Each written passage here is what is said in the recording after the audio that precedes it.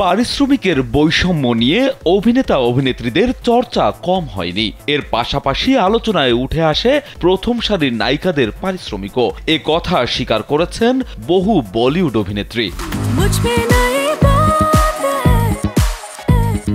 গেল কয়েক বছর ধরেই সবচেয়ে বেশি পারিশ্রমিক নেওয়া নায়িকাদের তালিকার প্রথম সারিতে রয়েছেন দীপিকা পাড়ুকোন। সিনেমা প্রতি তার পারিশ্রমিক প্রায় 15 থেকে 30 কোটি ভারতীয় রুপি। অভিনয় দক্ষতার সঙ্গেই পাল্লা দিয়ে বেড়েছে অভিনেত্রীর পারিশ্রমিকও।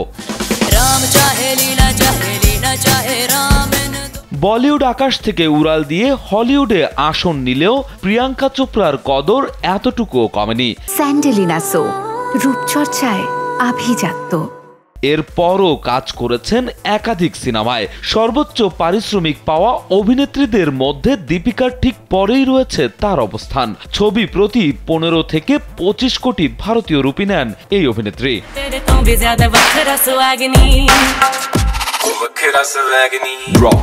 নিজের পছন্দ মতো ছবিতে কাজ করতে স্বাচ্ছন্দ্য বোধ করেন কঙ্গনা রানাউত। অভিনয় দক্ষতা আর সাহসী ব্যক্তিত্বের জন্য বলিউডে আলাদা জায়গা করে নিয়েছেন তিনি।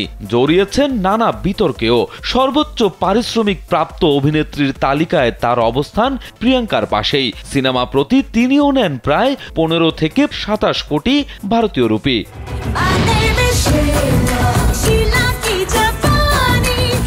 বলিউড সুপারস্টারদের সঙ্গে কাজ করে একের পর এক হিট সিনেমা উপহার দিয়েছেন ক্যাটরিনা কাইফ। তিনিও জায়গা করে নিয়েছেন সবচেয়ে বেশি পারিশ্রমিক প্রাপ্তদের তালিকায়। সিনেমা প্রতি গড়ে 15 থেকে 25 কোটি ভারতীয় রুপি পারিশ্রমিক তার।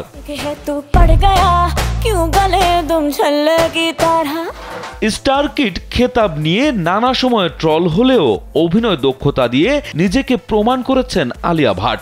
বর্তমানে এই অভিনেত্রী সিনেমা প্রতি নেন প্রায় 15 থেকে 20 কোটি ভারতীয় রুপি।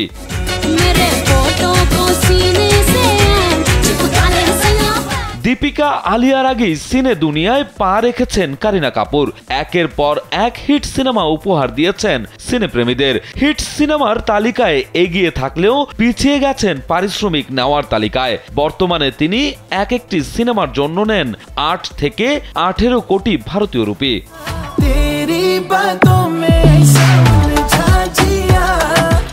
বলিউড অভিনেত্রী শ্রদ্ধা কাপুর 7 থেকে 15 কোটি, বিদ্যা বালান 8 থেকে 14 কোটি, আনুষ্কা শর্মা 8 থেকে 12 এবং ঐশ্বরিয়া রায় বচ্চন নেন প্রায় 10 কোটি ভারতীয় রুপি। তবে পিছিয়ে নেই কৃতি সানন, কিয়ারা আদভানি, দিশা পাটানিও।